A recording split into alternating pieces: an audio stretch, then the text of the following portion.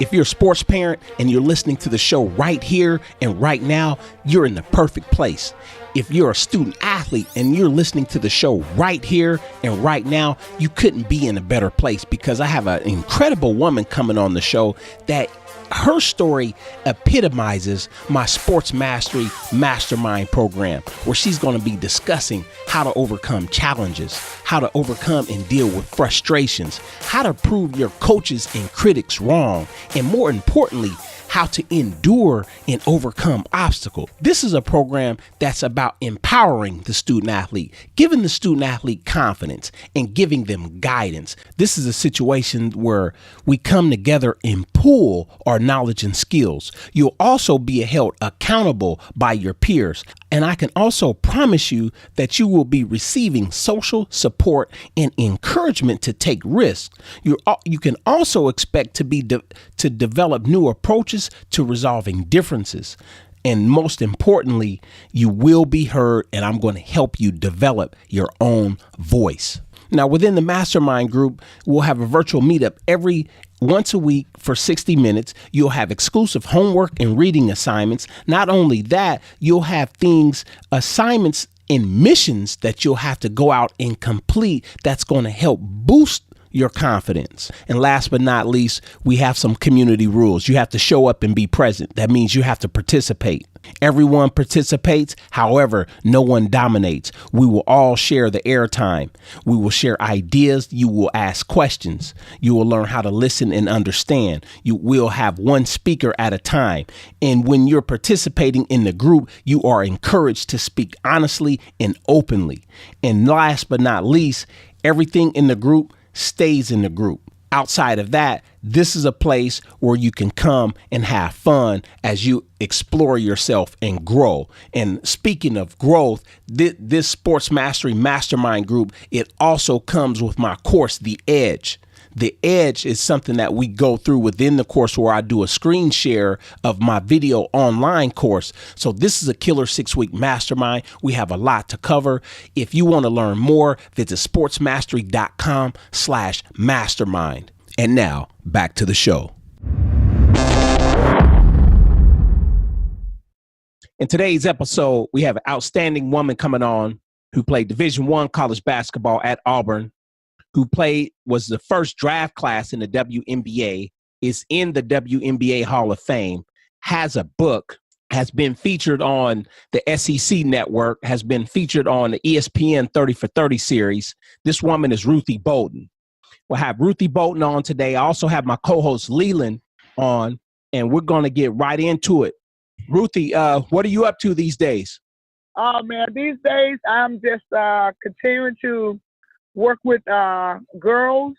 I have a program called Keep Your Mighty Power, and I also do a lot of women advocacy. I go and travel and speak at a lot of prisons. I go speak at a lot of women's conference, and really just trying to empower and just trying to use the wisdom, the things I've learned, and to really inspire the youth and also women. And they keep me busy. I do a lot of things for U.S. Embassy.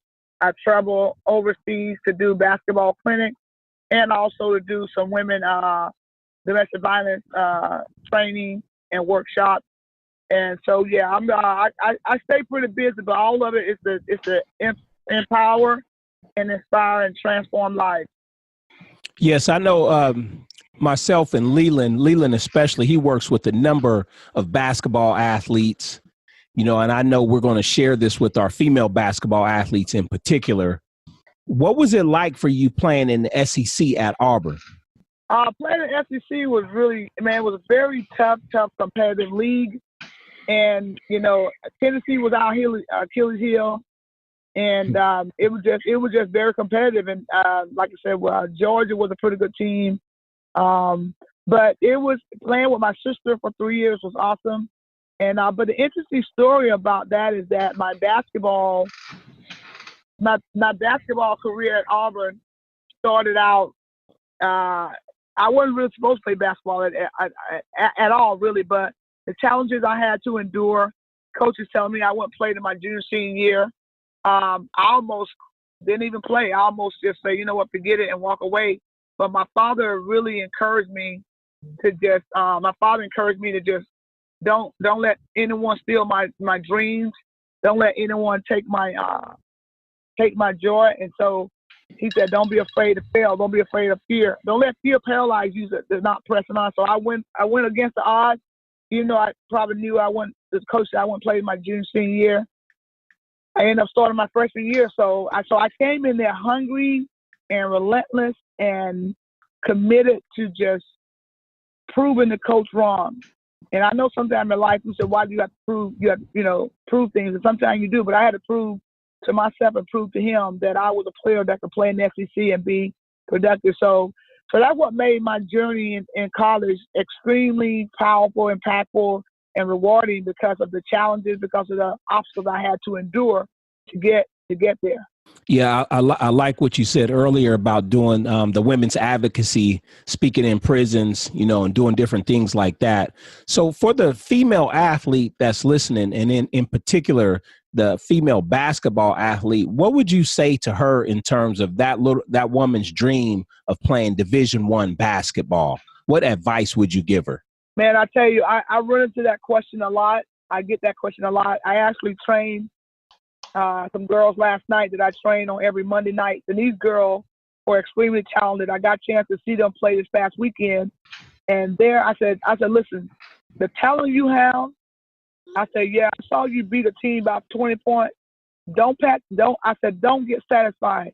I said, because you know what, you got to have don't just set up for just being good, but just being mediocre. You got to persevere and you got to push. You got to want it, because as you get older, as you go higher and higher, you're going to meet players that's going to be just as good as you. But what separates you?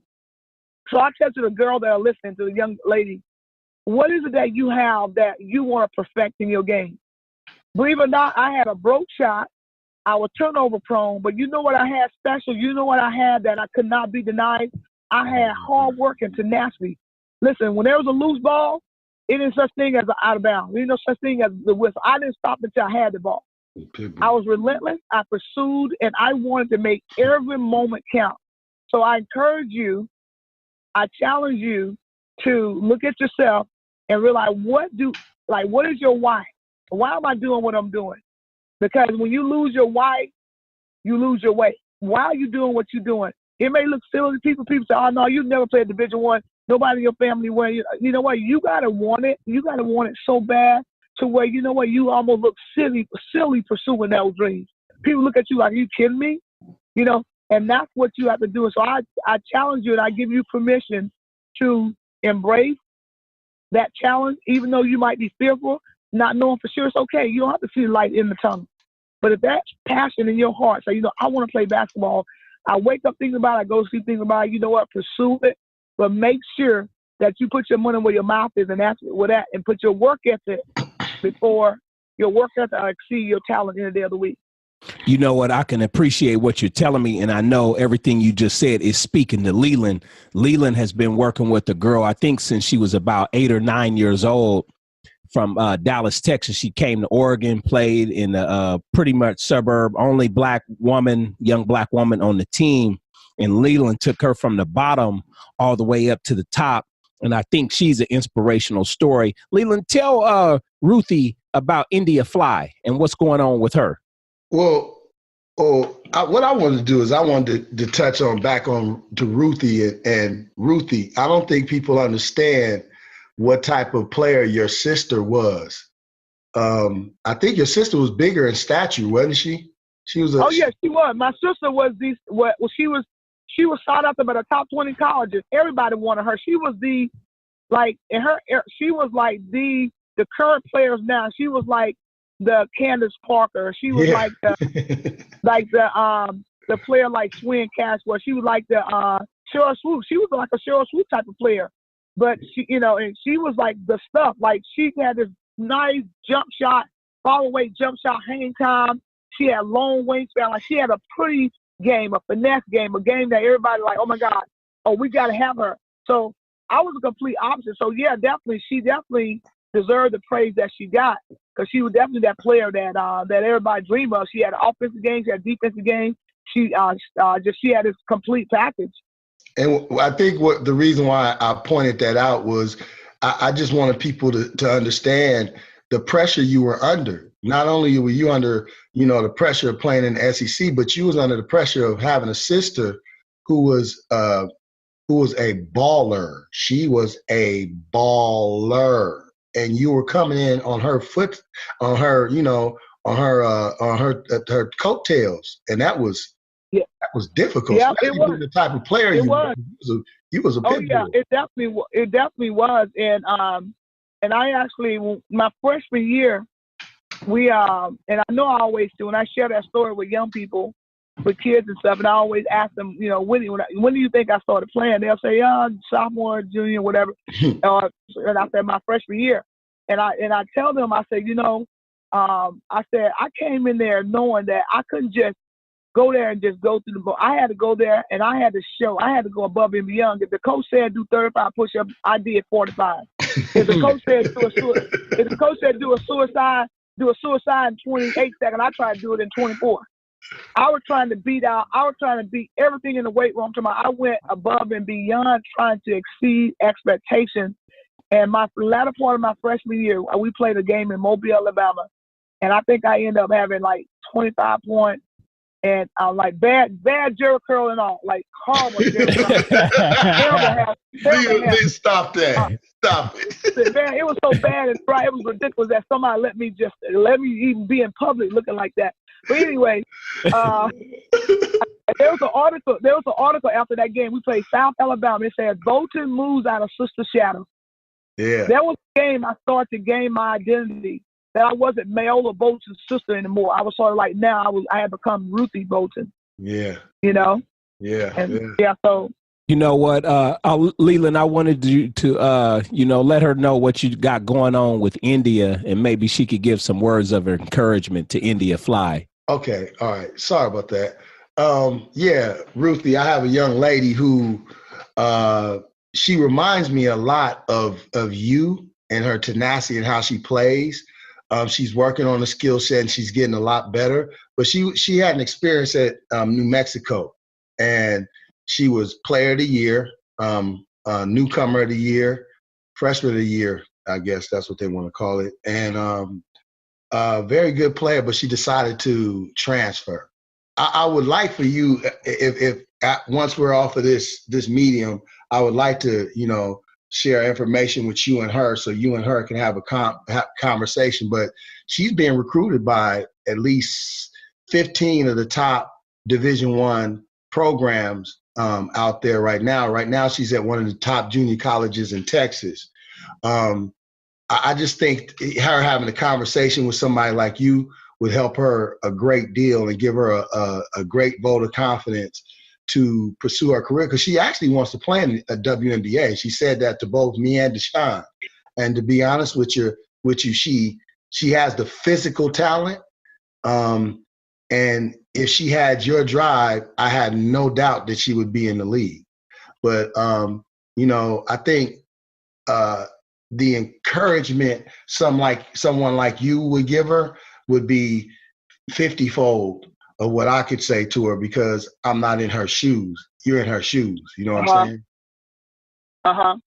Yeah, of course. Oh, yeah, no doubt. Yeah, let me know. Yeah, definitely what you are. I would love to. Okay. All right. I would love to.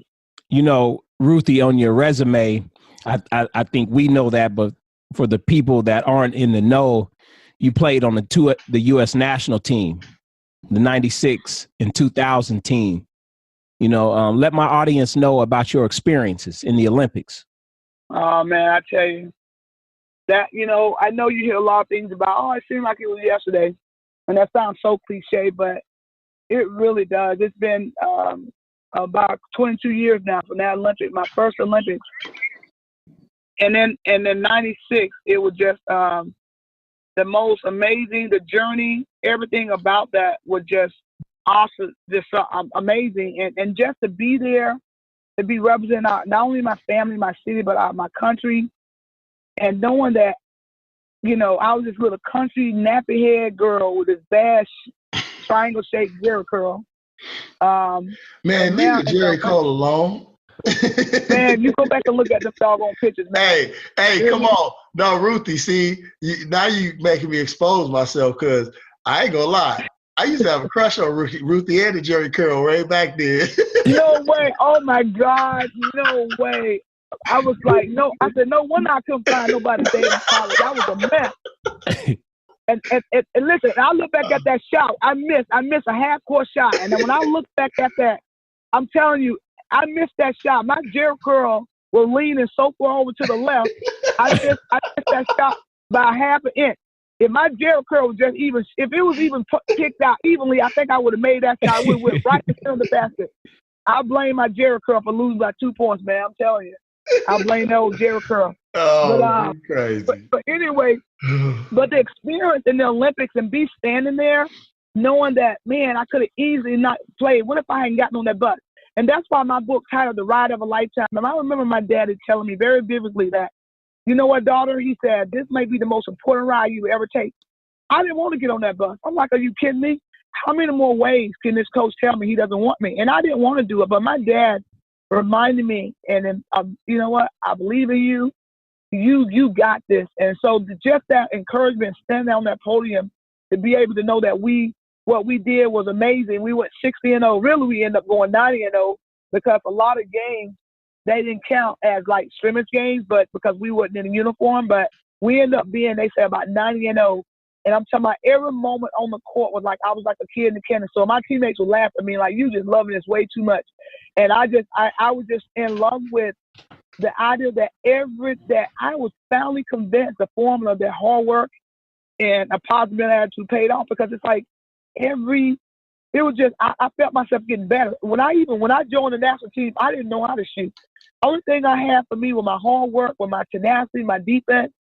And I learned how to become a great shooter. I learned how to become that better player because I was willing. And my coach, I watched video after video. I tell kids now, I said, you better sit down and watch video. I said, so don't be mad at the coach because you're not playing. You're not getting better because everybody telling you good. And you just staying good, but you got to perfect your game. And so you got to watch those ugly games. And that's what I did. In the 96 Olympics, my most memorable experience was when the coach asked me that night before the gold medal game. She asked me, she said, Ruthie, what do you think the key to us winning this game tomorrow? I said, we got to play as a team. We got to play with enthusiasm. We got to play with, we got to rebound. We just got to play relentlessly. She said, all those things are great. She said, but listen, your defense performance maybe is going to be the key. And she said, I wouldn't put that pressure on you if I didn't think you were ready. She said, I know you're ready. And this girl named Magic Paula, and they had two guards, Hortensia and Magic Paula. And we played Brazil. And that old girl, they had beaten us in the World Championship a couple of years prior. And I hadn't slept a good night since then because, you know what, that was like losing that. But she said, she said, I want you to get in that girl's grill. She was averaging about 29 points a game. She said, I want you to get in her grill. If she go to the bathroom, you go with her. She said, I want you to get in her grill. You can tell what toothpaste she used to brush her teeth with. And she said, and I believe in you. She said, if you play her and you limit her, if you make her life miserable, she said, it's going to be a great night. She said, but if she get going, it's going to be a long night. And I said, so for that coach to believe in me and to trust me for that huge responsibility on the biggest stage of our life, I was like, okay, coach, I got you. And I woke up the next morning in my stand. I was like, I'm ready. And I knew that there was so much at stake, so much. And I when I walked on the basketball court, I didn't say a word.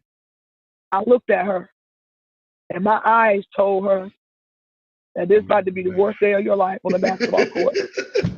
My eyes told her, you might not like me after this game. My eyes told her that this is, there's so much at stake. And sure enough, I defended her. I always ask kids, how many points do you think I had? How many points do you think I had? How many points do you think she had? And I said she ended up with 3 points on me. Yeah. She scored one basket on me. And she ended up, I think, with 6 for the game. And we ended up beating her by 25 points. Yeah. And so when I share that with kids, I said, the reason I share that is not to brag and say me, me, me. I'm showing you what tenacity and hard work and accountability would do. I said I was accountable throughout the whole year. There are times where I didn't always play the way I didn't always play. I had some rough moments. I said, but I stayed the course. I trusted in the process. And that process that you go through, sometimes we get impatient. We want to be overzealous. And sometimes you got to go through your process. And you got to do it without complaining. Those times where maybe I didn't play much, those times where I used those times, how can I grow? How can I become better in this moment? How can I become better, even though I maybe didn't play much this game? How can this pain, I can turn this pain to power? And that's what my last book I wrote, From Pain to Power. But it talks, so anyway, but it was just this experience of being in the Olympics and knowing that the stage that I was on was just the most beautiful thing in the world, to be able to do it in the style that we did it in, because I think that we really put women basketball on the map again.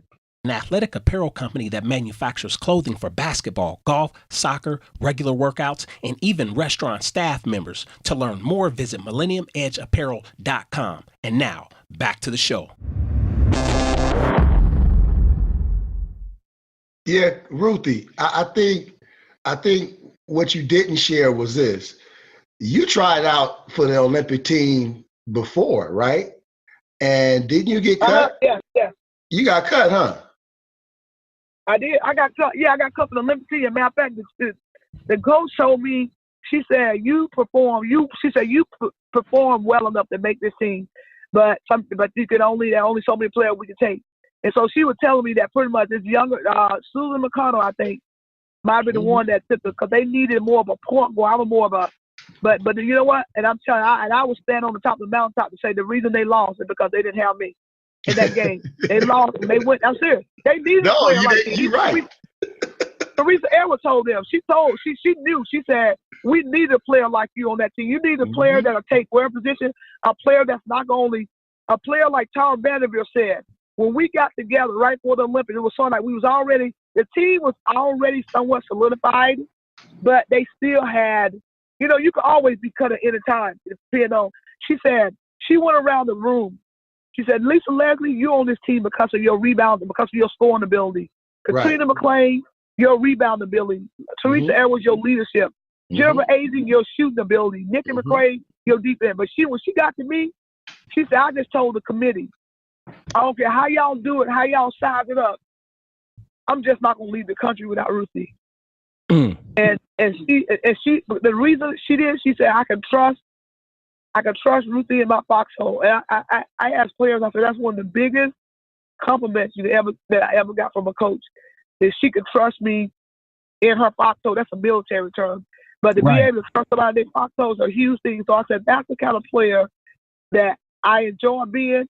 And I said, that's the kind of player you want to be. Can you be trusted by your teammates? Can your coach trust you? And I said, that's going to come from relentless work ethic, mindset, that I'll go toe-to-toe with anybody. But I got to work, though. I can't miss out on opportunity. There's a quote that I love. That I can't miss out on opportunity because they come in work clothes. You got to be willing to work. If well done is better than well said. You got to stop. Yeah, I think that might be the word of the day. That's the question. Can I trust you in my foxhole? Not only that, she said what did she say? Well done, not welfare.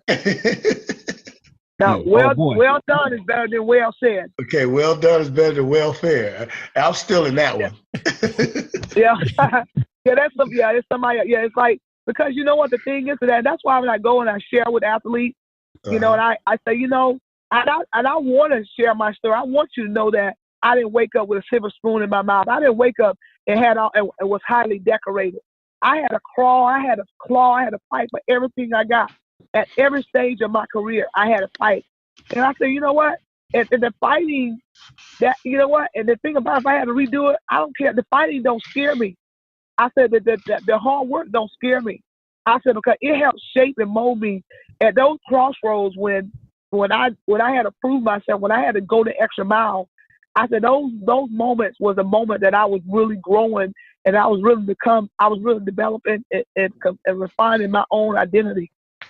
I said, so I want you to know of my pain. I want you to know of my disappointment. I want you to know about rejection. I want you to feel me when I say that it hurt, when I wasn't recruited by these coaches, when that only coach that gave me a chance said I wouldn't play in my senior year. I want you to know what that felt like. I want you to know what it felt like when I didn't get invited to go play for the national team because I wasn't good enough. I couldn't make the top 50. We made it to the final championship game. I was all tournament. I think I might have averaged 22 points a game. You telling me that I wasn't at least good enough to even be given the benefit of the doubt in a top 50? Like, just invite me at least just because.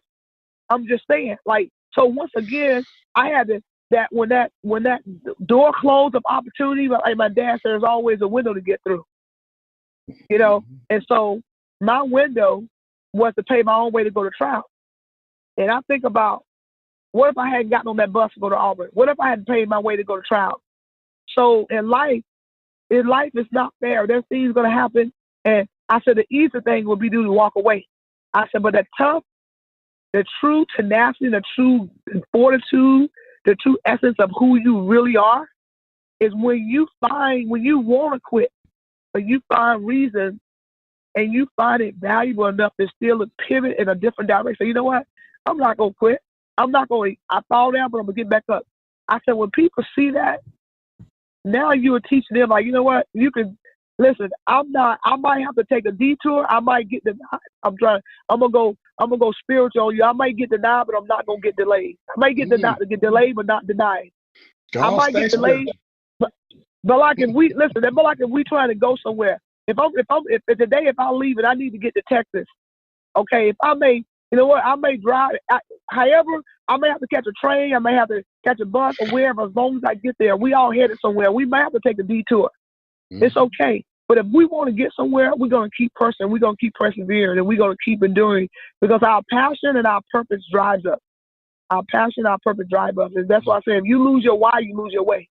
I like that. When you lose your why, you lose your way. As long as you keep your motives and your purpose is going to fuel your passion. Like, you know what? This is something that I want. Your purpose fuel your passion. I don't know if you've seen the movie with Cuba Gooding Jr., Men of Honor. I've seen that. Yeah. Man, I'll tell you, I love the scene when, you know, because he was dealing with racial injustice. He was dealing with, you know, back then and prejudice and all that kind of stuff. And he was fighting, you know, he get his legs cut off and he wanted this so bad. And his wife, remember her saying, you know, why do you want this so bad? You know, you about to lose your family.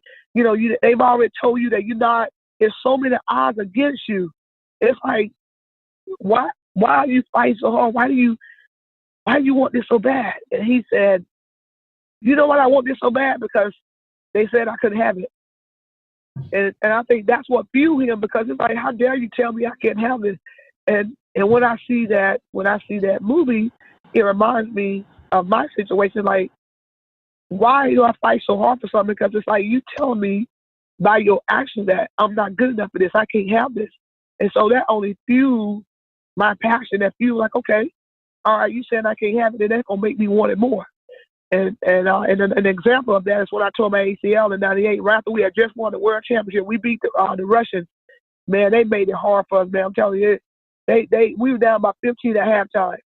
And old Russian girl, they were trying to say, you know what, y'all winning. We had won in '96 in Atlanta, and now everybody was all, we had everybody after us, and we went in '98.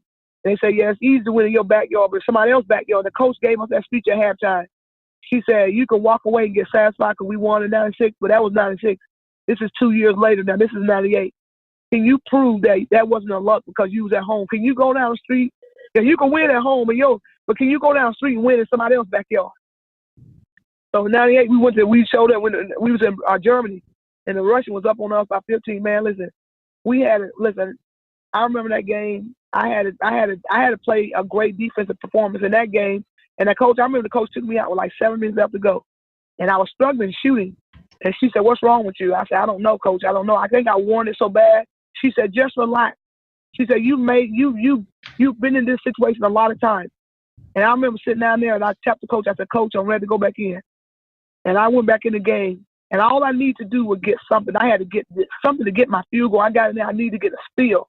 I remember I get in the game. I got a steal, scored. Then I was good to go. Now I hit my next 2 threes. I think I ended up scoring. I think Lisa Leslie and I scored like 16 points between the two of us. And we ended up winning, beating them. And it's like just being able to to use that, like, man, that was another just empowering moment of the game. And so now all these different milestones that I've reached and all these different moments, there's these different small miracles that I have, I would miss all of these different things if I had not persevered and gone that next step. And that's why I feel so compelled to share with young girls and young women. Don't give up on your dream, no matter what it looked like, no matter if it's like, if it looks so dim. At the end of the day, if you fall flat on your face and whatever happens, at least you won't live a life of resentment, wondering, I'm like, what if I hadn't gotten on that bus? Mm-hmm. What would have happened? You would think, what if I get on that bus and go there and don't play? But what if you get on that bus and go there and play and start? What would happen if I pay for my trials and go to Colorado Springs and don't make it? But what if you get on there? What if you go pay your way and do make it? What if I I told my, I was telling that story because I tore my ACL right after the World Championship. I tore my ACL when I got back to the state in the first game back in the WNBA, and I tore my ACL. At the time, I'm like 33 years old. Okay, it's like wow. I'm like, and that was a tough time in my life. Like how, so that's a tough injury to have. And I had already wanted to go. I had already wanted to win a championship, so I was sitting pretty good. But it was like, and I was thinking, okay, maybe this time for me to retire. And you know what? Fueled my passion when people said, when I read in the paper said that, I hope Ruthie Bolton not thinking about coming back. She's too old and rusty. She'll never be the player she was. What did I read that for? I said, okay, I got you old and rusty, all right. And sure enough, man, I thought I got in the weight. I got in the swim. I started going to therapy twice a day. I said, I dare you try to tell me and trying to write my destiny. I dare you try to tell me that you trying to put a label on my career, a label on who I am, a label on, so that fueled me to work even harder. And so, and I proved to them, and why you got to keep proving to people? Yeah, I had to prove to them again. And sure enough, I ended up making the Olympic team again, and I made the All-Star team again. And I want to show them, okay, yeah, that's what you say. It doesn't matter what you say. And my dad always said too, it doesn't matter what people say as long as it's not true. And the thing about it, what you say I'm not good enough. If I had to go on the extra step, I would have been validating what you said was true. But the fact that I took matters in my own hand, I can't worry about what I can't change. But what I can change is how hard I work. What I can change is what I do. What you do in your perception, your perspective, that's you. But what I can do, I won't let you take it out. This is what I tell girls. Don't let no one take your mighty power. And by you doing that is when you walk, and when you persevere, when you walk into your greatness, and you walk into your imperfection, you walk into everything that you got.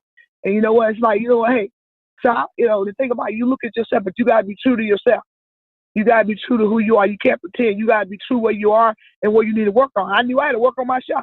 My coach told me, she said, Ruthie, you going to play because of your defense, but I need you to start making some shots. You can't be missing a wide open shot, So I had to start like after practice. I couldn't just shoot 250 shots. I had to make 200 shots on the left side, 200 shots on the right side. So I had to, so the next time after I had to make, 100 pull-up jumpers to the right, 100 pull-up jumpers to the left. So I was way behind. So I had to catch up. I had catching up to do. And if I wanted to still play at that next level and I wanted to still stay in the game, there was extra work I had to do. And I had to do more than somebody else had to do. I got to focus on what I got to do. I can't be worried about what, somebody else is doing. They had to make less shots than me. But if that's what it took for me to get to the next level, by golly, that's what I did. Oh, you know what? I wanted to ask you, because you were talking about your injury. In one word, what would you say is the mindset needed from recovering from an injury such as a torn ACL? The mindset, so you have to start, and it will play with your psyche. You have to learn how to walk all over again. But this is what I tell, and it happens to a lot of young girls these days. I said, listen, before you heal fast, I said, your mindset, this is so crucial for your mindset. I said, you gotta make sure that if you got to make sure that you want, like I said, you got to stay focused on your why. You got to keep your passion fueled, because this will suck everything out of you, because it gets so hard. You hit a wall, you hit a plateau to where it looks like you're not even getting better. But you got to, during this time, you got to reach out. You got to ask people that have injuries, what do you do when this happens? And this is what helped me. I was very methodical in what I did. I had to write. I journal. I love to journal, and it really helped me. And during this process, so I had to write about. You go through some bad days, you go through some tough days because it's tough. You sit on the sideline, you wonder, am I going to ever get back to be the player I was? But all you guys stay focused on work ethic, work ethic, work ethic, and you got to be willing to. You're gonna have to work harder. You may have to get up and have to go do some 6 a.m. pool workout. But you can't sit there and say I want to get better and you ain't doing what you got to do. You know what? Everybody want to be, the heart of a champion. You got to sometimes do even more because you already sort of set back a little bit. So when you got to stay focused on your passion, when you lose that passion for it, it's a wrap. When your passion leaves, then a lot of people say, you know what, nah, it's too much work for me to try to come back. I'm good. I'm going to call it quits. So I say keep your passion fueled. Ruthie, yeah. I often hear you say, you like to inspire young ladies. I just want you to keep this open, okay? Because your story is not just a story for women. Your story is a human story. And I just want you to think of it in these terms. Don't limit yourself to just talking to women. You can educate our men too. You know what I'm saying? Yeah, you know what? I know, and I've gone to some of the men prison and speak, and I do have audience of men and it's funny because one of a young lady from the Bay Area just asked me about doing a program for men in the Bay, and so I'm open to it. But I think my audience has sort of grown, and I love working with guys. When I just did a 17-school tour in Marysville, about 30 minutes with Sac, I got a lot of good response from the guys. So I definitely feel open to working with boys also. Yeah, I just would like you to call it a human story because, or a human venture, because your story is not what I'm hearing in your story is, we say this to young men on the football field. You know what I'm saying? The stuff that you saying, that's what coaches saying to young athletes in the most, in one of the most physically demanding sports known to us. You know what I'm saying? So I really dig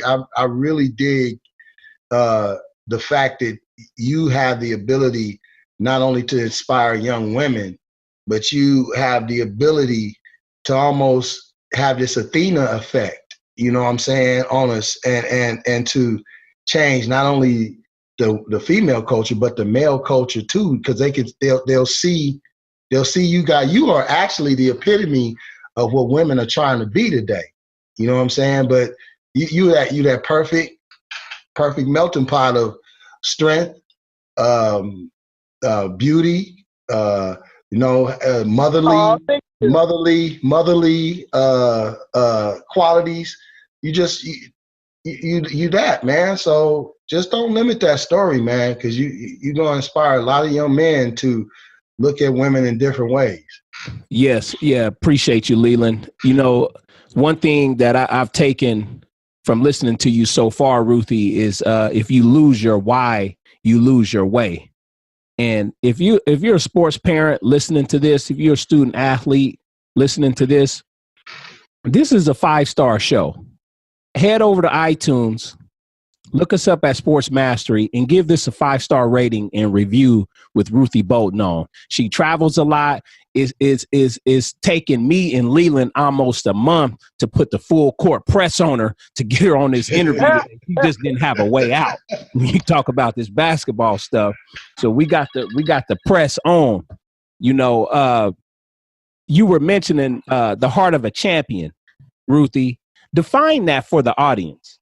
I tell you, the heart of a champion. If I was ever lucky enough to be a host a show like y'all, I would have a segment called Heart of a Champion, because the heart of a champion derives from listen, when we had our Olympic team, that this is a military term. You're as strong as your weakest link. So listen, you could be scoring 30 points, or you could be the one washing the uniform. Everybody was important on that team. And if you mistreated the manager, that was enough to almost get kicked off the team. That coach was letting us know that everybody was important, that we're a team, we're a family. So everybody, whatever you do, whatever make you a champion. When I was just, I was telling a young man that I admire him and what he's doing. He was like, me? I'm like, you're a champion. I'm like, what make it? Oh, that's amazing coming from you like that. I'm like, how is that hard to believe? When I go to these schools and I speak, I'm here not to just preach to you and brag about what I've done. I'm here to remind you of your greatness. Everybody has a champion in them because when we were created, we have our own set of fingerprints. I don't care how much you look alike. I don't care. You know what? You have your own set of fingerprints. You were designed uniquely for a reason. You already have inherited a champion in you of who you are. If for you to believe that, for you to nourish and you to water whatever you have in your gift, everybody has a gift. What make? I don't care if you ain't got you might not be an Olympian per se, and you might not be, but you might not. You got a mom that got 5 kids, a single parent, and raised them done the best. That's a champion. You got someone that they have worked their butt out. Maybe they didn't make it.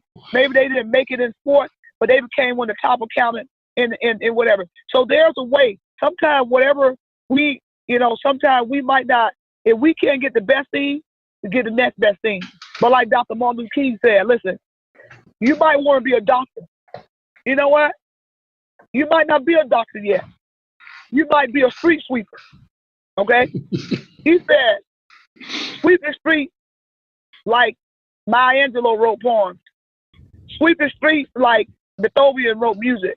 Sweep the street like Michelangelo painted portrait. He said, sweep the streets like it's never been swept before. You be the best street sweeper that ever swept before.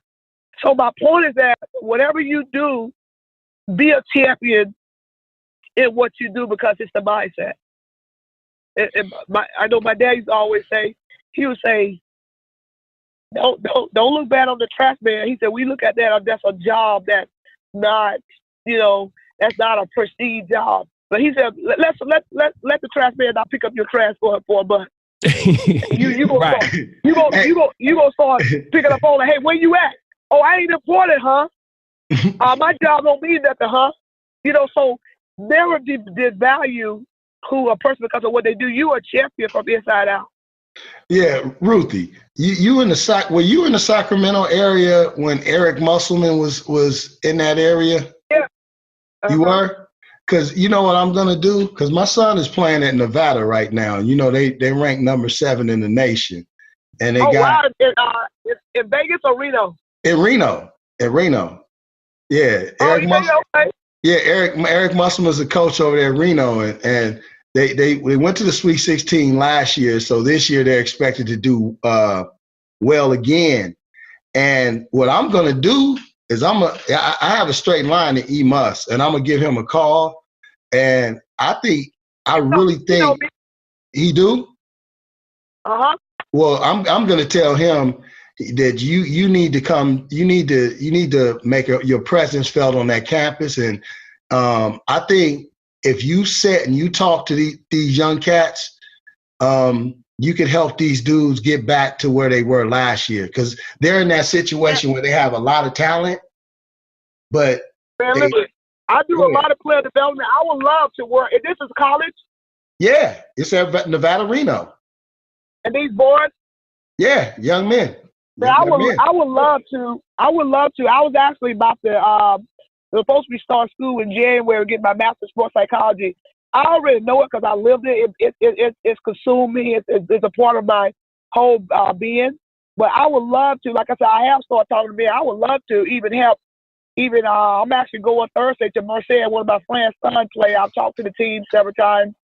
I met with them, but I would love to talk to him about, being part of their player development. Yeah, while we were talking, I just texted him and told him that we were doing a interview with you, and I told him, I said, man, you need to have her talk to the guys. So I sure will. You give me my information. And I would love to, talk to the team or whatever. Yeah, that would be, like I said, that would be great. Yeah, I wish you would, because you'll help out a lot. You'll help out. You need to be coaching, girl. You need to be coaching. I know. Somebody just, the Sacramento Kings got their team in soccer. Somebody just said, you should consider, I would love to. I guess I've been doing so much speaking and stuff, but if the opportunity presented itself, I wouldn't turn it down. But so. I mean, there's few women that I think could actually National Lieberman Klein had always been one of her Pat Summitt. I felt like could always go over to the men's side of the game, and men would go, okay, all right. And then the only other person I think could do that, and some people would say Dawn Staley. I don't think so.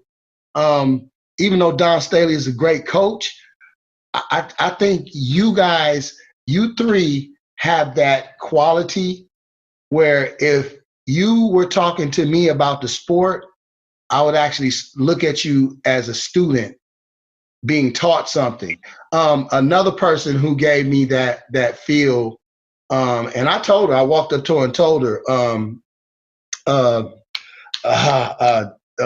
Doris, is it Doris? The one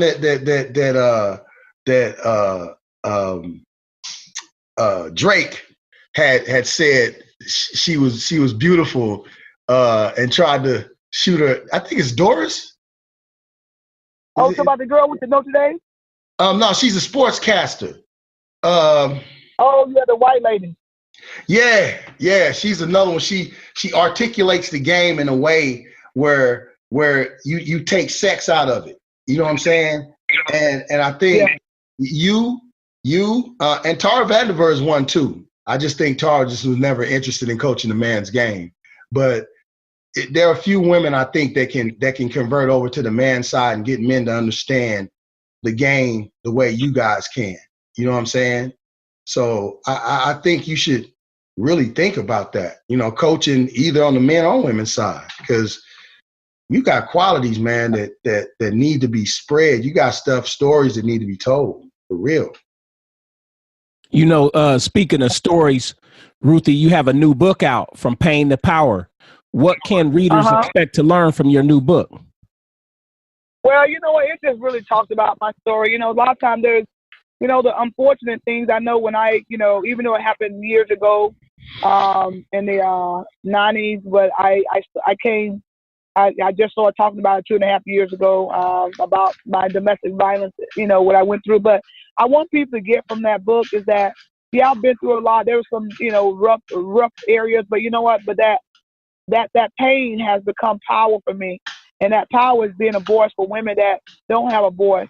And it being a voice, and it's really just turning your pain to power in any aspect of your life, whether that's, whatever you're going through. We all have pain. How does that pain become power for us?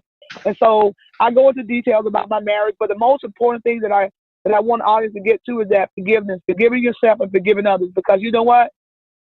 You can't even, Deshaun, you can't do enough for me to make me not forgive you, because I'm charged by the man upstairs.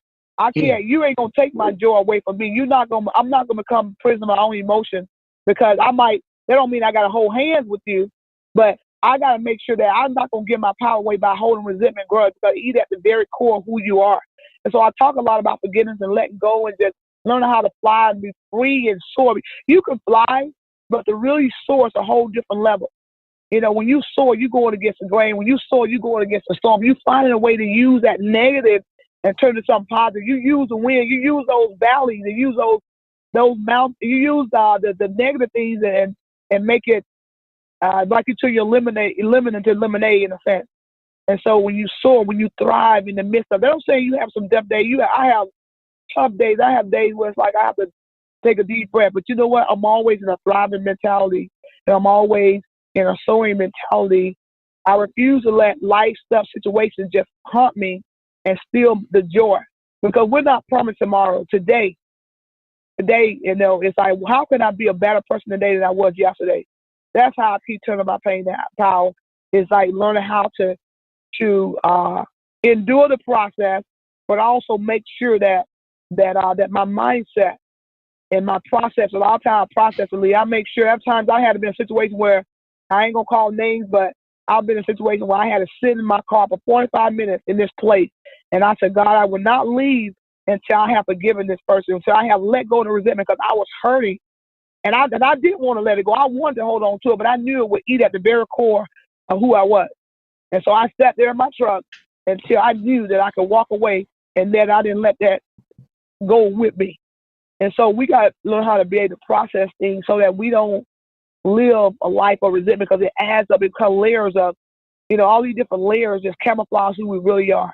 Who we really are on the inside. Layers of unforgiveness, resentment, failure, rejection,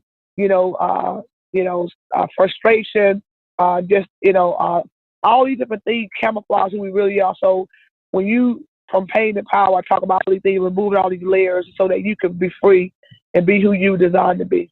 You know what I like what you're saying, and we often, me and Leland, we often talk about this as coaches, because you get, and this is us collectively in the coaching community, like we want to try to teach a player something or demonstrate how good we are with our X's and O's or our knowledge.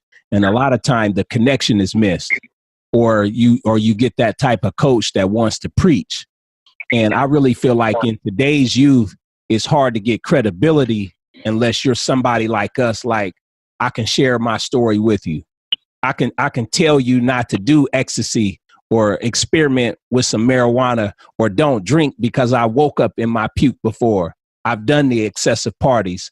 I know what this is going to look like when you have excessive girlfriends. This is why I'm going to tell you not to go to the strip club, where now we get people in our community. They just want to tell kids what to do and not tell them, the bad side of the story, or that part about them that they've been hiding.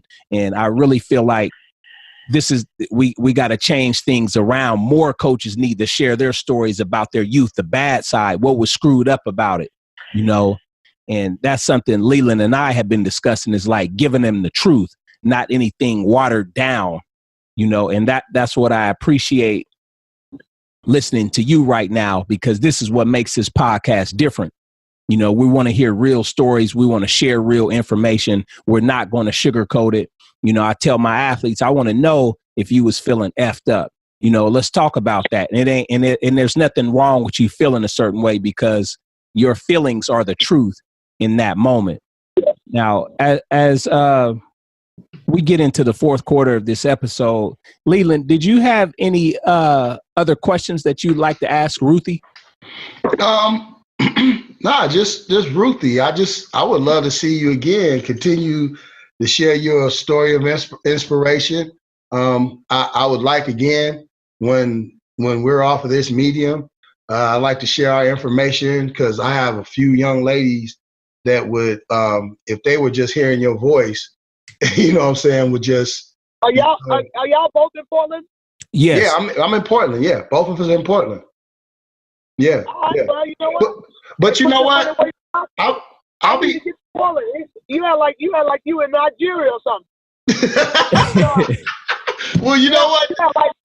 No, I guess I didn't want to. I didn't want to put that on the table, because I didn't want to seem like I'm trying to push the relationship too far ahead. You know what I'm saying? But that's a dream. Like we say from Mississippi, a closed mouth don't get fed. Okay, right. All right. Well, hey man, that would be a dream to get you up here to Portland, man. Because there, I was just saying this to Deshaun, that for a state that supports women's basketball, there's not enough. There's not a big presence of individuals like you. You know what I'm saying? I remember when you played for Sacramento. I don't know about everybody else now. I was a big fan of the WNBA, and I hate to say it, when Houston was three-peating, and my girls was balling for Houston. You know what I'm saying? But no, they had an impact. No, Cynthia Cooper, they don't talk enough about, man, because they really don't. She was the stuff. She was the toughest player I ever had to defend. You feel like that? Oh yeah, for sure. Oh yeah, she was a bomb. Yeah. No, because I was so into the league during that time. I was so into the league. I'm not as into it now, and I think I'm not as into it because I was into the characters. We were so sold on that Olympic team We were so sold on your character, Lisa Leslie, when Cynthia and them and they start bringing Teresa out the woodworks.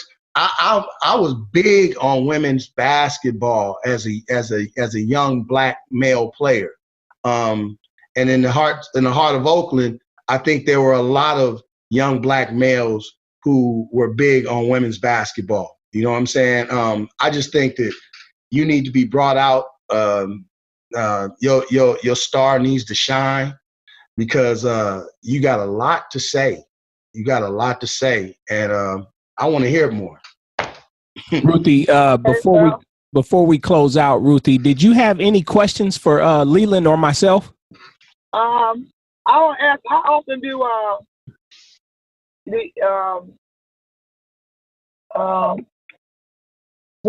for one, I might know. I know that Leland, you basketball? Yeah. Okay, and Deshaun, you play football, basketball? Football. Okay. So I would like to ask each one of you, if you had your manifesto in life, and manifesto is your one-liner, what would be each one of y'all one-liners? Well, mine is find the truth and live the truth. Okay. Mine would be let your passion lead you. Let your passion lead you. Okay. Yep. Oh, that's awesome. Well, that's why you all are doing what you're doing, and I admire you all because I think there are times you see men that are really that get it, that are really trying to inspire and empower. I think it's a great thing, and I think it's a more empowering because you all have a big voice, and the thing is that you gotta, I know we talk about how bad men, but there's some good ones too. There's a few good ones, but we gotta make sure that you all continue to be a voice for women, the ones and advocate women as much as possible. The fact that you have a platform to do it, so I admire you all and what you're doing and getting the message out there. So thank you. Well, it's therapy for us, so I need you to understand that too. So we're in the process of working on ourselves on an everyday basis, and this is part of the process. So I appreciate you for even being a part of our spirit and our aura. So thank you. Yeah, Ruthie, I was going to say, don't hesitate to connect me with if there's any other people that you think we should hear from or bring on the show. Okay. So before we close out, what would you like to be remembered for? What would you like your legacy to be? I would like for my legacy to be that I was a woman of faith, a woman of a positive mindset, and a woman of great character. And with all of that folded up into making a difference, to use it, everything I've had, everything that's my being, everything that makes up who I am, I wanted to inspire and empower someone, whether it's through talking to kids about my basketball story, talking to women about my, domestic violence experience, or empower people.